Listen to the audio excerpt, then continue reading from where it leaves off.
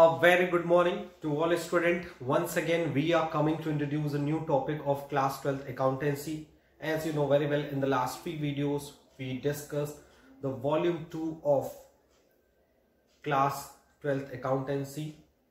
That is, you know very well, your party will be divided into the two volume 1, which are related to the not-for-profit organization and accounting of partnership firm.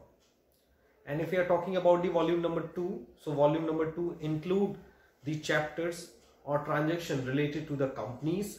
And you know very well, in the last few videos we discussed the practical problem and the concept related to the issue of debenture.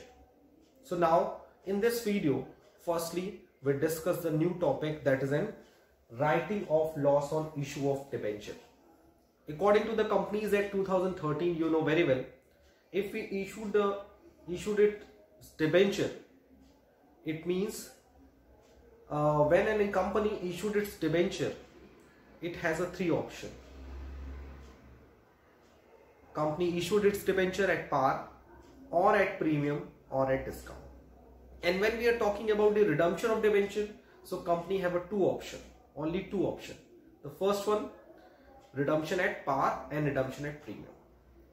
So you can see that in the last few videos we discussed another topic, that is an issue of debenture with condition of redemption, and we find out there are some kind of the losses which are occurred by the company at the time of the issue of the debenture. यानी जब company debenture issue करती है तो at the time of the issue of debenture company faces a losses. Such losses can be written off by the available reserves and any other items, capital profit items, according to the Companies Act 2013. So in this video, firstly we discussed how company write off its loss on issue of debenture, and in this situation which kind of the journal entry will be passed, and we discussed the practical problem related to this topic, as well as we revised the practical problem related to the interest on debenture. Okay, so miss interest on debenture जो कल के video में हम लोगों ने पढ़ा था, उसको हम लोग रिवाइज करेंगे, उसके न्यूमेरिकल क्वेश्चन को, and we find out how company due paid the interest on debenture and how company paid the TDS, which is known as a tax deducted at source, on debenture, on interest on debenture, and how company show the interest on debenture at the end of the year, which will be transferred to the profit and loss account. So now, without creating any delay, let's we move to the today's topic, that is in writing of loss on issue of debenture. If we are talking about the writing of losses on issue of debenture, so you know very well, losses on issue of debenture include the two things. There are basically two situations where company faces a losses on the issue of its debenture. यानी दो situation होती है जब company अपने debenture को issue करते वक्त losses bear करती है. The first situation, when company issued its debenture at discount, यानी जब कंपनी अपने डिबेंचर को डिस्काउंट पे इशू करती है तो वो लॉस बियर करती है. And number second, when company redeem it's debenture at premium, यानी जब कंपनी उसी डिबेंचर को रिडीम करती है premium. So these are the two basic situations where company faces a losses at the time of the issue of debenture. So in this situation, you know very well, loss on issue of debenture, will be known as a capital losses, and it will be adjusted with the specified entries, and the entries are, so the accounting treatment on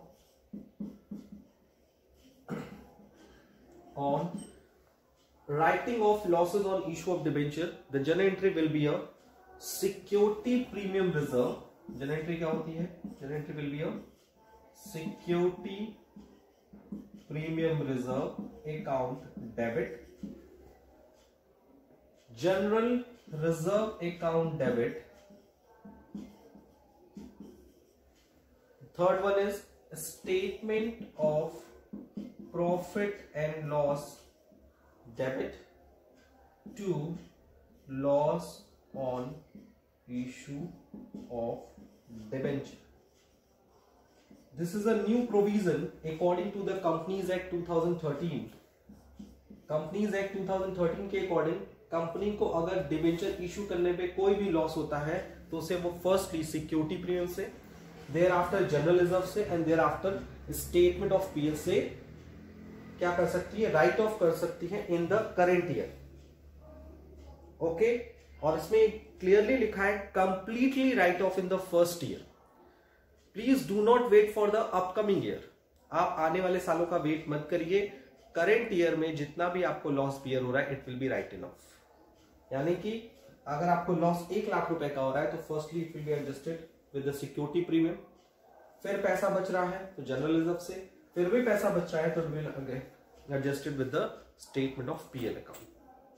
okay, so let's we take the one numerical question related to the return of discount और loss on issue of debenture. तो उस question को हम लोग पहले discuss कर लेते हैं. क्वेश्चन पे हम लोग डिस्कस करते हैं.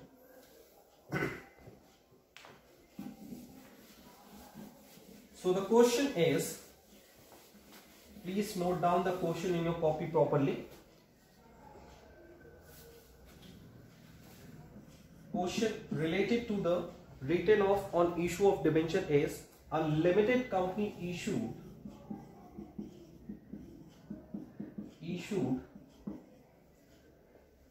rupees 1 lakh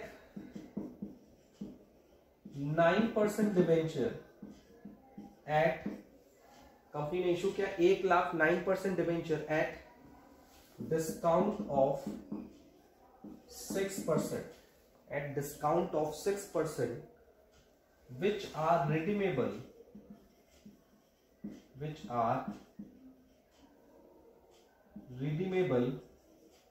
at 10% premium after 6 year.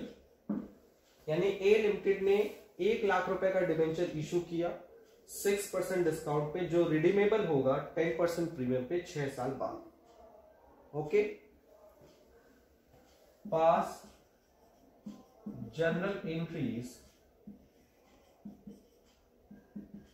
and general entries on issue of debenture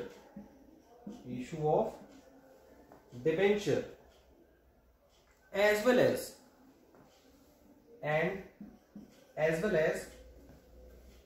return of losses on issue of debenture. यानी आपको रिटर्न ऑफ करना है loss on issue of debenture, assuming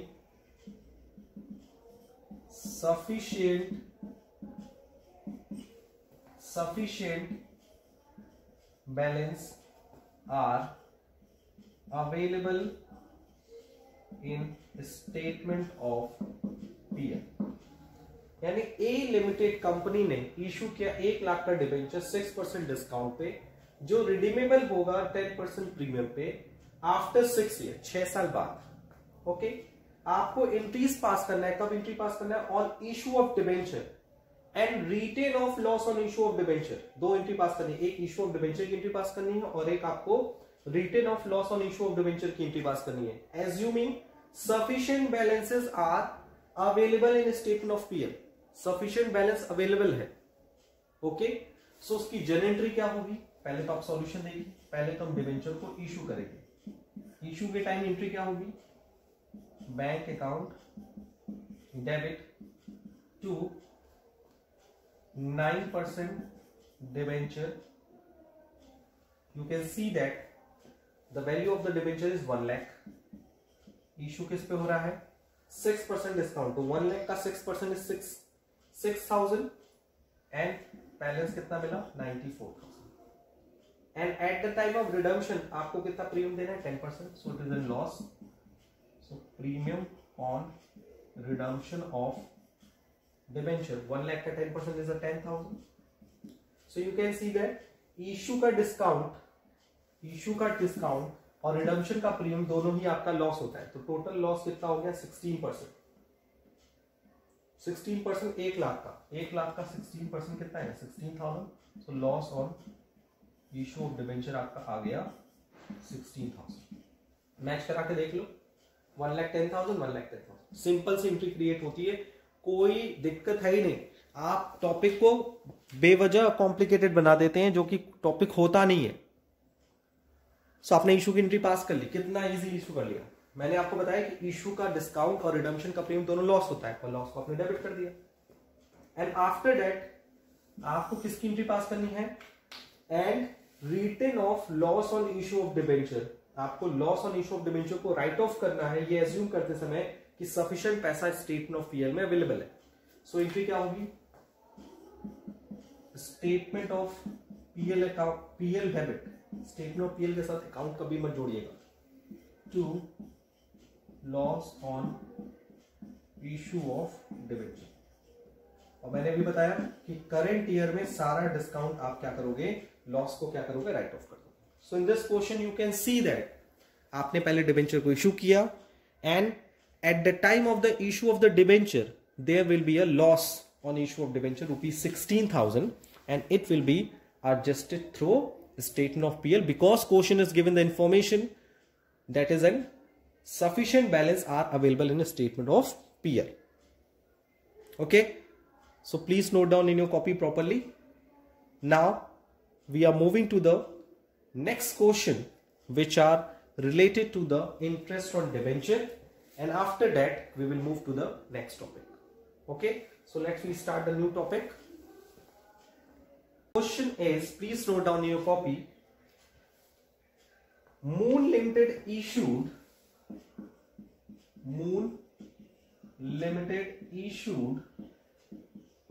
10% debenture of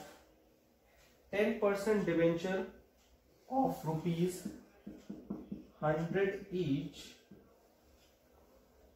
यहाँ थोड़ा सा question छूट गया है। Moon limited issued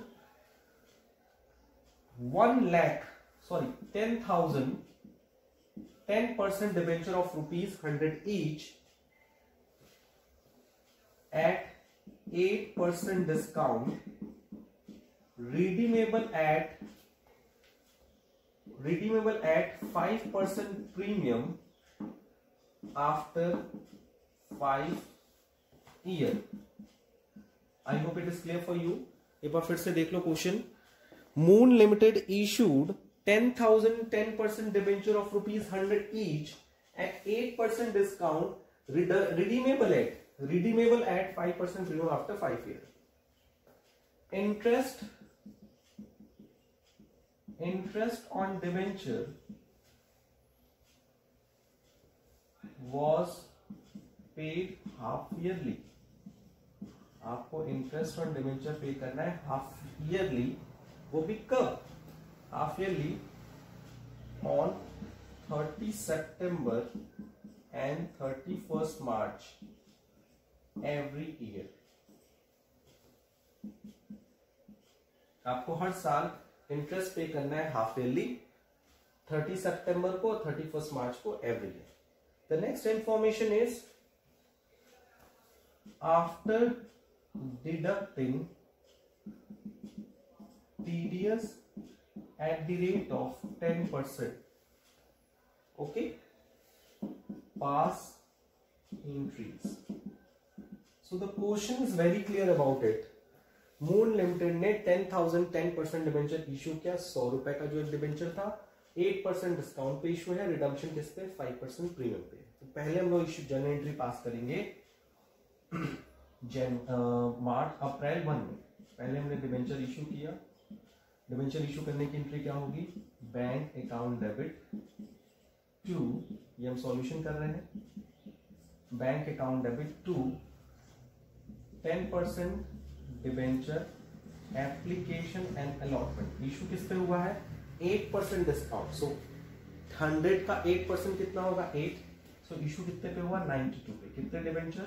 10,000। So the value will be 9,20,000. First entry is clear, and after that you know very well redemption at premium, so it is a loss, so उसका भी provision create करना पड़ेगा हमको. So the entry will be a debenture 10% debenture application and allotment account debit to 10% debenture.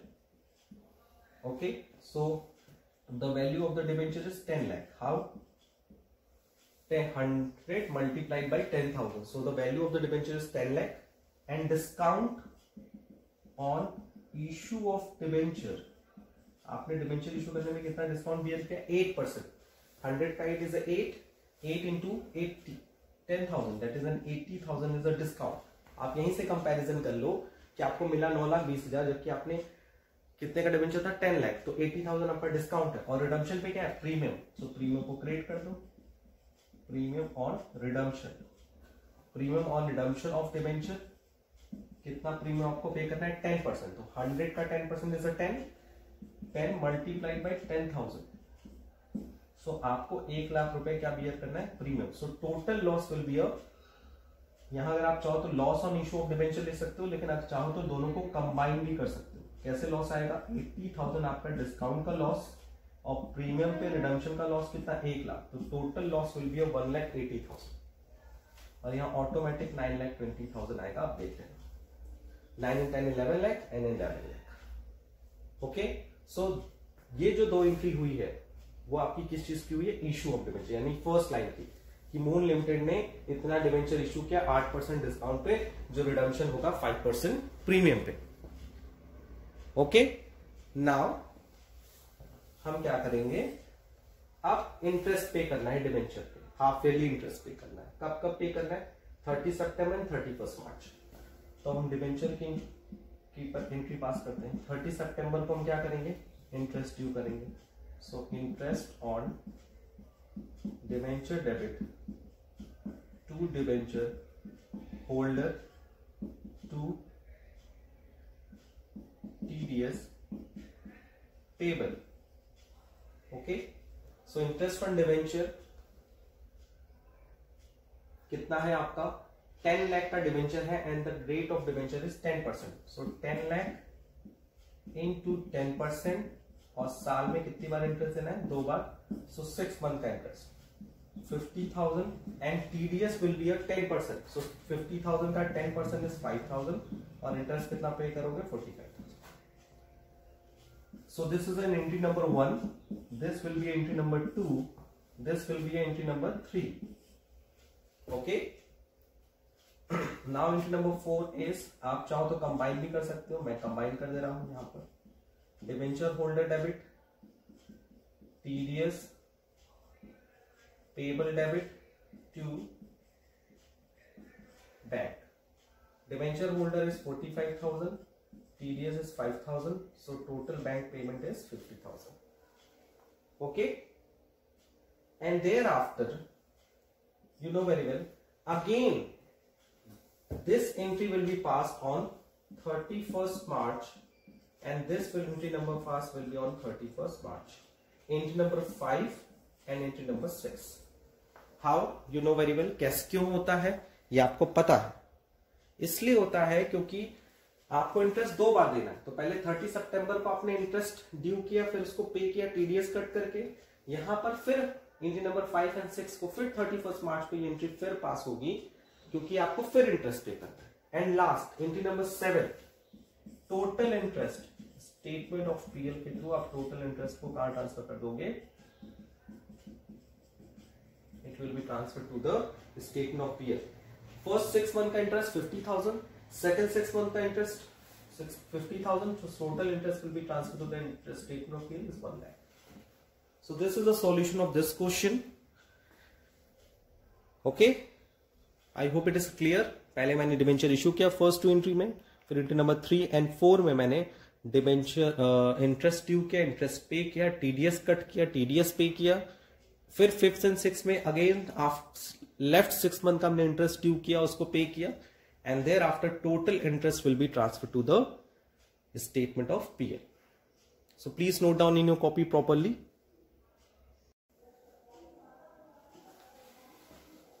So now we are moving to the part A volume 1, which are started from the chapter number 1, that is a not for profit organization.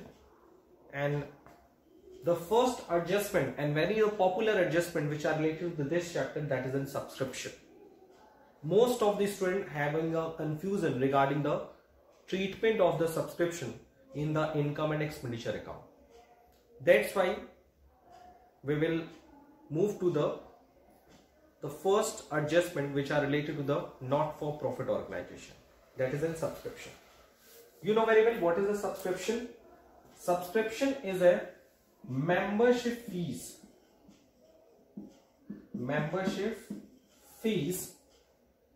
paid by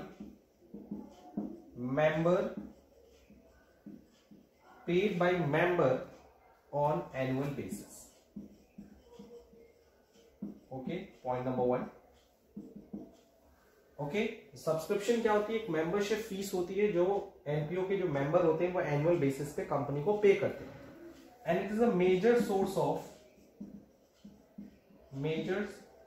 of income of NPO, और ये NPO का major source होता है। अगर हम not for profit organisation की main income की बात करें तो it will be known as an subscription. It will be shown in the debit side of receipts and payment account, and it will be shown in the credit side of income and expenditure account. इसे हम लोग क्या करते हैं? Receipt side payment account के debit side में show करते हैं और इनकम एंड एक्सपेंडिचर के क्रेडिट साइड में शो करते हैं। Okay, so these 2 things is very important, so please note down. And how we will calculate the amount credited to the income and expenditure account, उसके लिए एक proper format होता है, and the format is subscription received during the year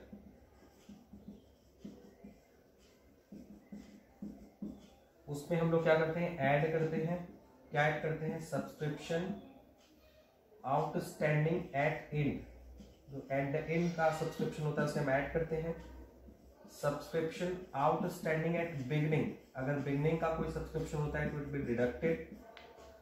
same as it is if there is an subscription advance at beginning, advance का beginning होता है तो उसे हम लोग क्या करते हैं? ऐड करते हैं। और उसी तरह से अगर कोई सब्सक्रिप्शन होता है एडवांस एट एंड तो उसे हम लोग क्या करते हैं? लेस करते हैं। So after adding and lessing the following things in the subscription received during the year, we find out the amount credited in income and expenditure account.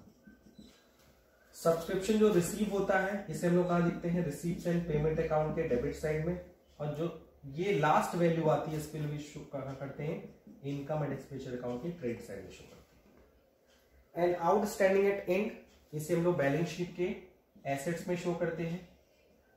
Outstanding को एसेट्स में और एडवांस को हम लोग लायबिलिटी में show करते हैं, current year की बैलेंस शीट में शो करते हैं। ये बात याद रखना। एंड है तो करंट ईयर की बैलेंस शीट पे शो होगा, और बिगनिंग है तो उसे हम प्रीवियस ईयर की बैलेंस शीट पे शो करेंगे, यानी कि balance sheet at the beginning.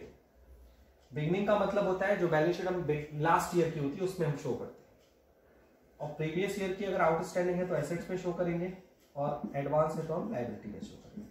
Treatment same है but places are change, side will be same, places क्या चेंज हो जाएंगे? आउटस्टैंडिंग है तो एसेट्स में ही शो होगा, एडवांस है तो लायबिलिटी में ही शो होगा, और कहीं अदर जगह शो नहीं होगा। Okay, So let's we take the one more example related to the subscription, and the question is, listen carefully, the question is, receipts and payment account of Anand Entertainment Club showed that 52,000 were received by way of subscription for the year ended 31st March 2018, and the additional information is available as follows. Subscription outstanding is 6,000 beginning का 31st March 2017, and subscription received in advance 31st March 2017 4,000. And the next information is subscription outstanding as on 31st March 2018 21,000, and subscription received in advance on March 31 2018, that is in 7,000. So you can see that इस question में क्या क्या information given है. Firstly इस question में given है the total amount received that is in 52,000. So total amount 52,000 हम कहां शो करेंगे, subscription receive during the year में शो करेंगे. ओके, अभी इन सब चीजों को हम रफ कर देते हैं. अब यहां पर जो वैल्यू दी हुई है, अगर आप देखो तो वो वैल्यू है 2018 की. तो जो आप ये वैल्यू मिली है आपको subscription receive during the year 2018 में मिली, और बिगनिंग में यानी 2017 का आउटस्टैंडिंग है. सो ये 2017 का आउटस्टैंडिंग है, तो 2017 का आउटस्टैंडिंग क्या होगा, बिगनिंग होगा. याद रखिएगा.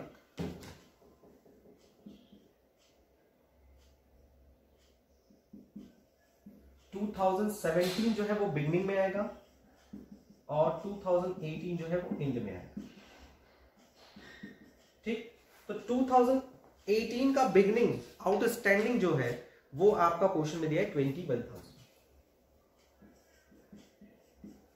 2017 का आउटस्टैंडिंग यानी प्रीवियस ईयर का आउटस्टैंडिंग वो दिया है क्वेश्चन में, that is in 4,000.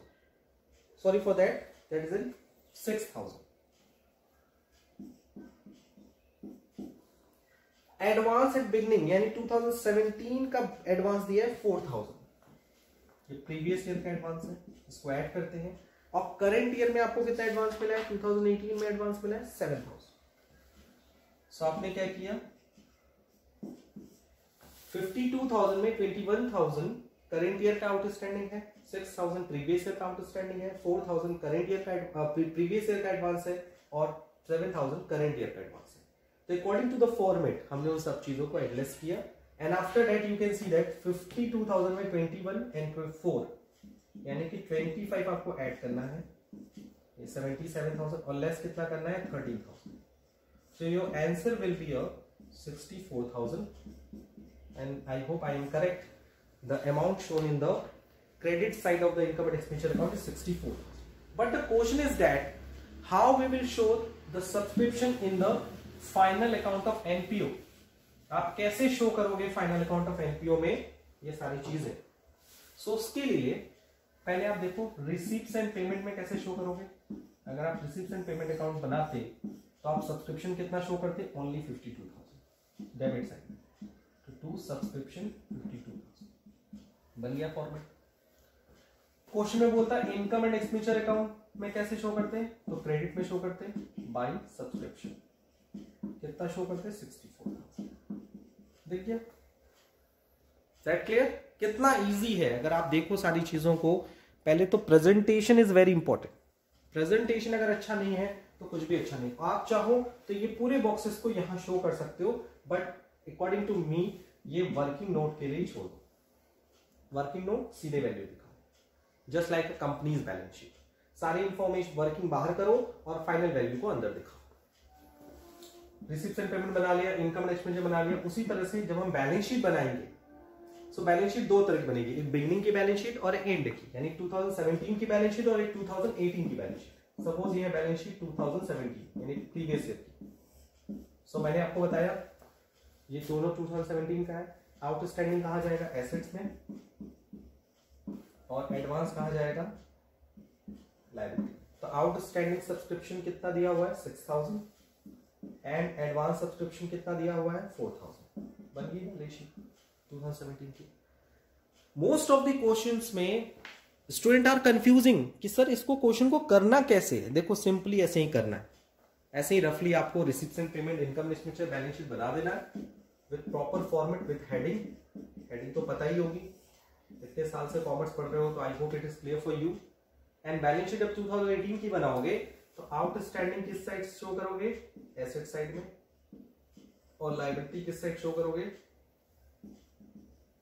Left hand side में।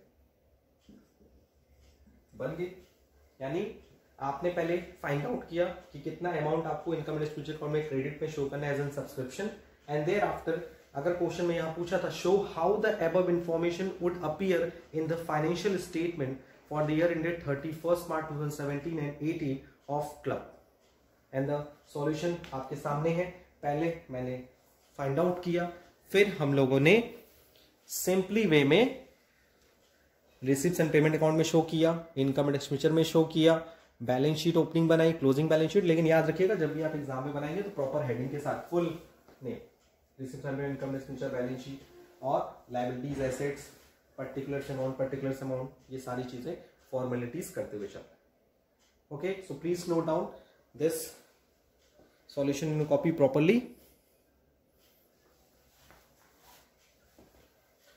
So I hope today we cleared all the topics very easily, और नेक्स्ट वीडियो से हम लोग डिस्कस करेंगे वॉल्यूम 1, फिर से सब्सक्रिप्शन को पहले रिवाइज करेंगे एंड देयर आफ्टर हम लोग स्टार्ट करेंगे आने वाले एडजस्टमेंट्स, और सब्सक्रिप्शन पे और सारे क्वेश्चंस को भी सॉल्व किया जाएगा। Okay, so I hope today we clear all the topics very easily.